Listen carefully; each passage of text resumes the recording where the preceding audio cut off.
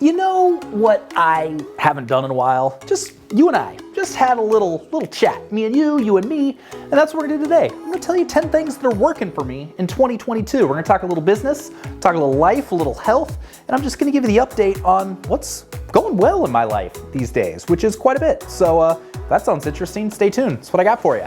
Okay, so the first thing that's going well in my life is I stopped drinking coffee first thing in the morning. Don't get me wrong.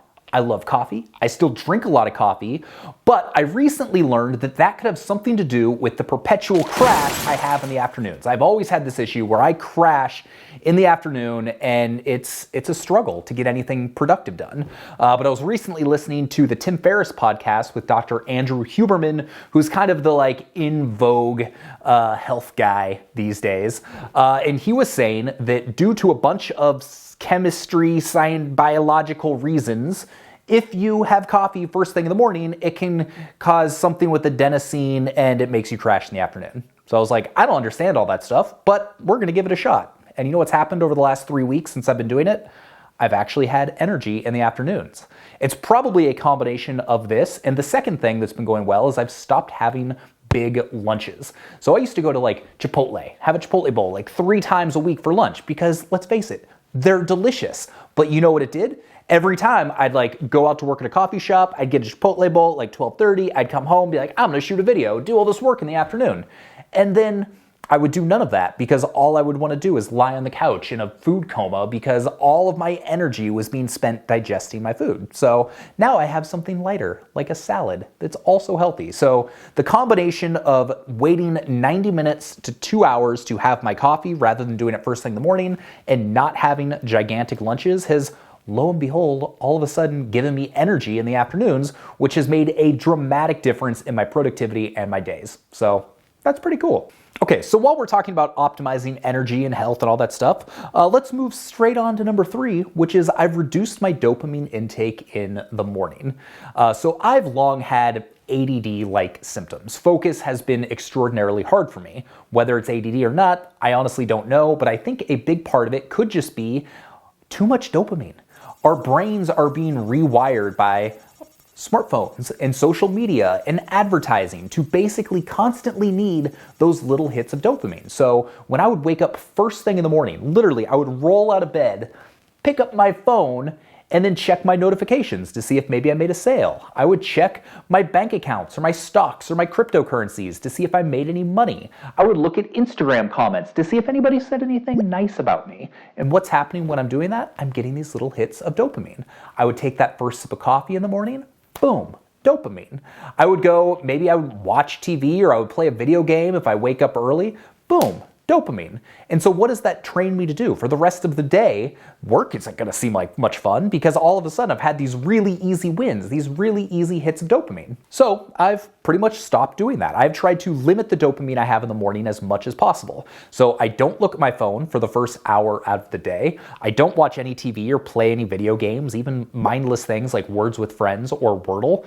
I try and listen to classical music or modern jazz or something, kind of adulty and boring, but honestly, it works pretty well. So I try and just really be present with my thoughts and try and keep as many outside distractions out of the way as possible early on in the day. So what has this resulted in? Well, frankly, it's made me more excited to do work. I love my job. I love what I do, but oftentimes that work, which sometimes can get a little tedious, isn't going to be as much fun as seeing payment notifications through PayPal or playing video games. So by trying to take that out of my life as much as possible, it's made me more excited about sitting down to write a blog post or write an email or create a course or whatever it might be. And it's generally had a very healthy impact on my life, on my psyche, and my happiness. Okay, the fourth thing that's been going well is I started using Noom. Now, if you followed the news at all, there's been all of these people that are saying that Noom is a fraud, it's no good, all the psychology stuff they're lying about, and that may be true. And if you don't know what Noom is, it's basically a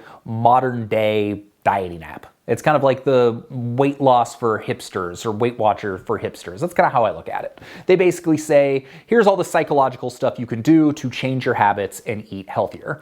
But what I've found for me is it's made it really easy to track my weight, track my water intake, track what I'm eating, and spend 5 minutes a day just thinking about the positive ways I can change my habits and my relationships with food.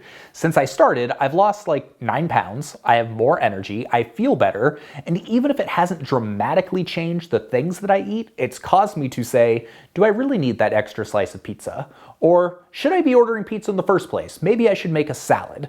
So for me, I've found Noom to be working really well, and it's all about just having that little bit of accountability that makes me think twice about the decisions I'm making as it pertains to food.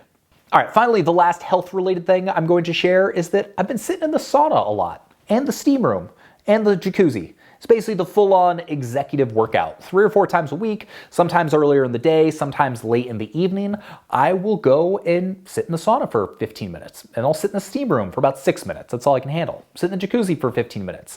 So I will take more or less an hour, and I will go jacuzzi, cold shower, steam room, cold shower, sauna, cold shower.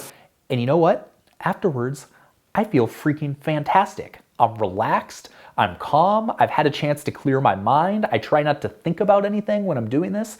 It's a chance to get away from my phone, to get away from technology, to get away from work, and just relax and do something good for my body.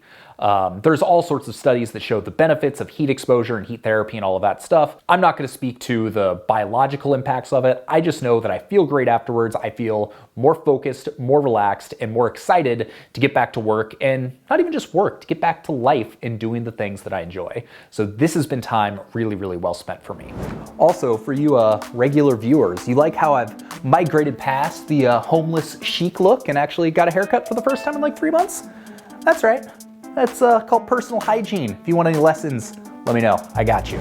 All right, let's talk about a few work things that have been going well. Probably the biggest, most important change I have made, and this isn't really a change, it's just getting back into something that I used to do, and that's using Asana. So I've tried all sorts of project management systems over the years, and Asana's really been the only one that's ever stuck for me. And it's only like kind of partially stuck. I'd use it for a while, then not use it, and I was never fully organized. Well, a few months ago, I finally realized, you know what? I need systems in my life. This year, we already declared it is the year of systems for me. And it just so turns out, a good friend of mine, Matt Giovanisi, actually created a course called Asana for Bloggers. So even knowing he's had this course for 2 years, I've never gone through it. And I finally said, you know what? I think it's time that I actually go through this course, set up my Asana properly, and create an editorial calendar, create a system for my productivity. And you know what that course has done? It's completely changed my work life. Maybe you've noticed, we've been publishing 2 videos a week. We've been posting 2 to 3 times a week on the Location Rebel blog. You know how long it's been since I've been doing that? A very long time. And it is all because I went through this Asana for Bloggers course, I organized everything in the way that Matt told me to, and then I applied it. And I stuck with it. So if you've been looking for a system to streamline your life, have to-do lists that you actually accomplish, and basically just make yourself more organized, I can't recommend both the course and Asana enough. We actually did a full Asana for Bloggers review, so if you want to check that out, there is a link below.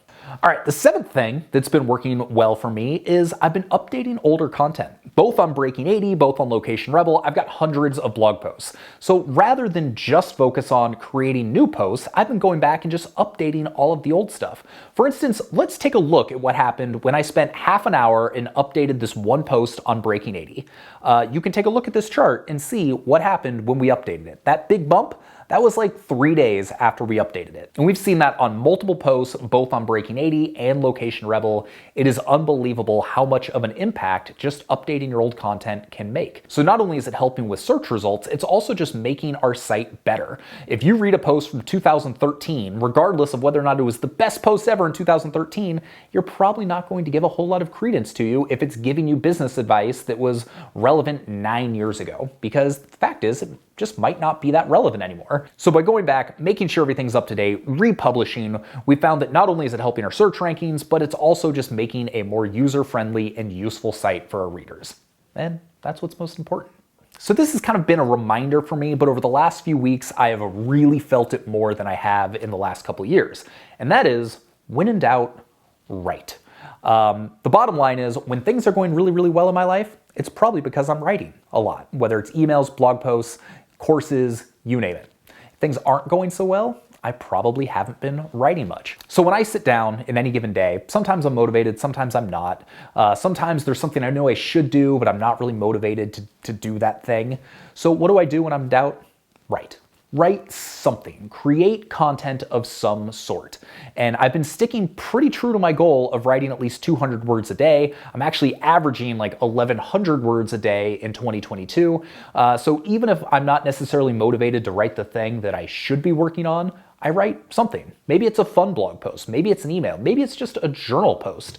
But I have found that the mantra of when in doubt, write has been incredibly beneficial for my mindset and for my business.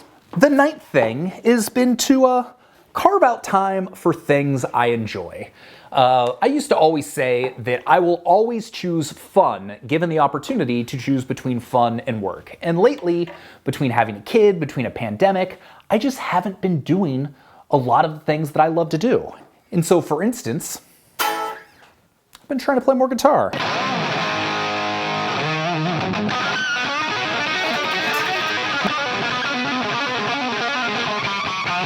Not necessarily playing it well, but I've actually been taking the time to go back and practice and learn scales and learn music theory and all the things that I never learned over the last 25 years of playing guitar.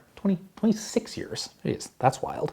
But it's not just playing guitar. I've been playing more golf. I've been taking more photos. I've actually been sitting down and listening to albums, which is something that I used to do all the time that I haven't been doing lately.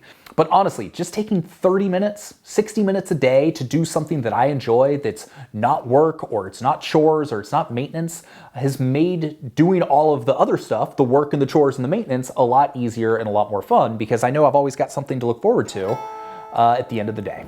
I realize I've been doing all these videos in my office, but you've probably never actually seen my office, which is very much a work in progress. But there you go. We've got the couch that we had no place else to put in the house, and so we're working with it. We've got the desk over there. We have the guitar I got tear gassed for in Thailand in 2010. We have the guitar I've had since high school. We have the guitar I've had since after high school. We have this Sonos speaker. I want to buy another one so that I can make it a stereo pair because it sounds surprisingly good. We have the big YouTube light. We have the Peloton. And we have this desk over here that I'm not entirely sure what I'm going to do with. And then we have a bunch of bare walls, which I've been meaning to put something on. So if you're interested, I will finish the office with all the walls and all the stuff and do a proper office tour if that's something you want to see. And finally, the last thing that has been working for me in 2022 is doing fun work in the evenings.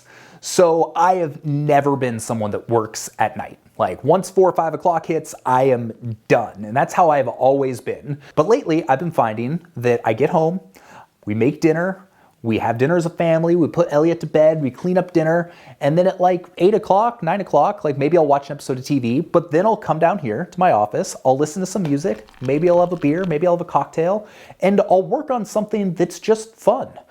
Maybe it's writing a blog post or shooting a video or whatever it might be, whatever I'm inspired to do where there's no pressure, there's no strings attached. It's not something I have to do, it's something that I want to do. And sometimes I do it for 20 minutes and sometimes I end up doing it for 2 hours or more in the evenings. But I've found that doing that a few times a week has just kind of been a nice way to extend my day, to get more work done at a time when I'm not used to getting work done. And when you can do it while having a cocktail or listening to music or whatever, it just kind of makes it more enjoyable. So that's something that has kind of worked for me.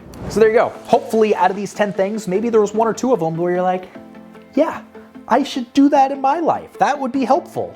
That was the goal. I just figured some of these things were working out pretty well for me. And we're now 6 weeks into the year, so we're moving beyond just New Year's resolution territory and things are actually kind of sticking a little bit. And that feels pretty good. So if you got some value out of this, give it the old thumbs up. This was more a video for our current subscribers. I'm not expecting YouTube to pick this up and be like, hey, I'm gonna share this with a bunch of strangers that have no clue who you are.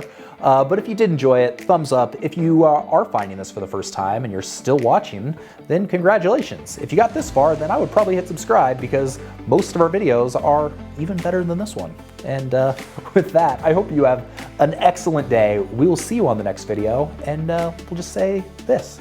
Peace. It doesn't work when the camera's not right close to me. I can't, make it go. Here, we'll try this.